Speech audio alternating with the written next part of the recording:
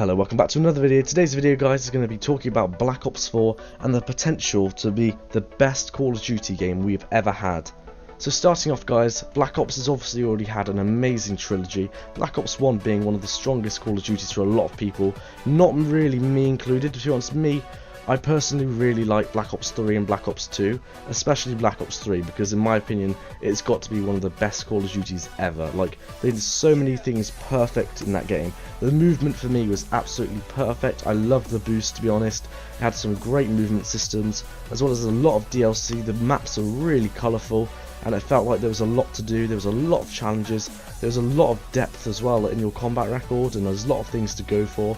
But yeah, that's just my opinion, guys. I don't know if you guys agree with me. If you do, let me know in the comments. As well as, guys, they also have Black Ops 2, which is also a really strong Call of Duty. A lot of people deem it as their favourite Call of Duty alongside Modern Warfare 2. Now, Black Ops 2 in my mind did have a lot of flaws. It was they heavily nerfed the DSR, quite famously actually.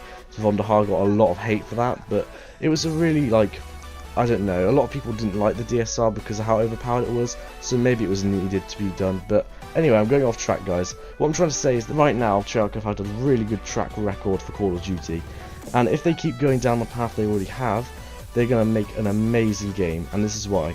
Because now they've had 3 years of developing this game, guys. This game hasn't actually been announced at the time of me making this video. I don't know if it will be, or teasers will come out soon, but honestly, guys, this game is going to be amazing. Just because if it is Black Ops 4, which it might not be, but if it is, it will have had 3 years of developing, as well as when Treyarch started making this game, it would have been when Black Ops 3 was out.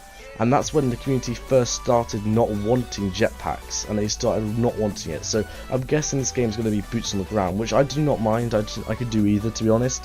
But if it is boots on the ground, that will be a lot of people very happy about that. As well as it has been rumoured to be set in a modern era, which they haven't actually done yet, Treyarch. They haven't done that as a franchise, and I think they could actually destroy it if they do it as a modern era, because I really like modern era games like Modern Warfare 2, Modern Warfare 3. Just the Modern Warfare series is really solid, as well as Black Ops 2 was sort of modernish.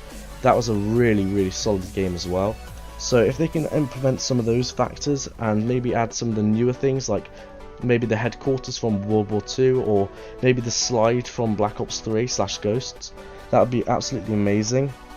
I also think they should add something which hasn't actually been seen in any other Call of Duty, I don't think, apart from Ghosts, which is in the top right on Ghosts. When you're in game, you can actually see your kills and your deaths and where you are in the leaderboards at all times, which I actually really like, because it stops me having to open up the leaderboard and I get distracted and I can't see where I'm looking when I'm doing that. So I really think that's something they should implement.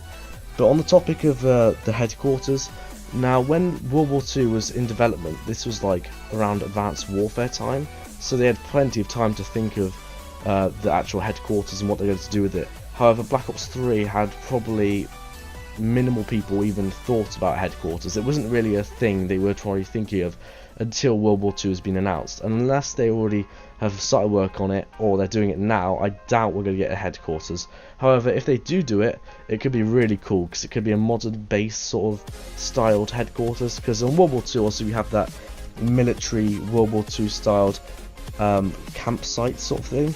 But if it was like a modern version of that, it could be like, I don't know, a training center, or like a I'm not really sure. To be honest, in my mind, I don't know why I keep flashing back to Gauntlet, because that was like a training center, and something like that would be really cool if you could just walk around doing like gun ranges like on World War II, and I don't know, just do some mini challenges and things like that. I think that'd be a really cool idea.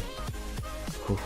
As well as, guys, Black Ops 3 obviously added a lot of things, such as like paint jobs, and they added like the weapons master, I can't remember what it's called.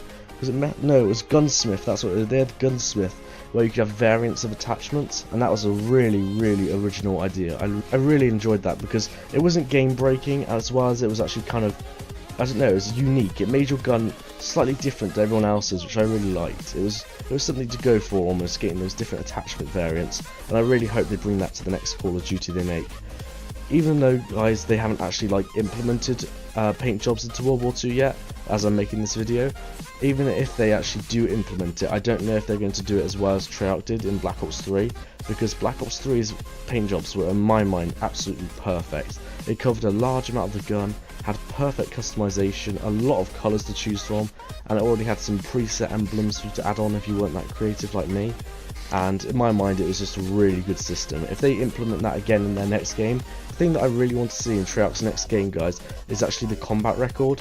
And I know that might seem a little silly, but if you look at Treyarch's last game, Black Ops 3, compared to World War 2, you can clearly see the difference, because World War 2, it has got some depth, not much. It's got, you can see like what your top gun is and how many kills you got with each gun and a few things, and it has that stupid best snapshots, but I don't even know what that's meant to be showing, but there's a few things in there. But Black Ops 3 just knocked out the park with their combat record. It had so much depth to it. It could show all your guns, all the kills, super easy, show your preferred weapon, how many kills you got with grenades, score streaks in arena. It showed literally everything, guys, and it had so much depth to it, and I really want the next Call of Duty they make to have that much depth again, because I loved going through my combat record and just seeing how many things I've, like, how many kills I've got, how many like hours played I've got, and things like that. It's just made it really nice to look at. But anyway, guys, that's going to sum up today's video. If you have enjoyed, please leave a like, and until next video, guys, peace.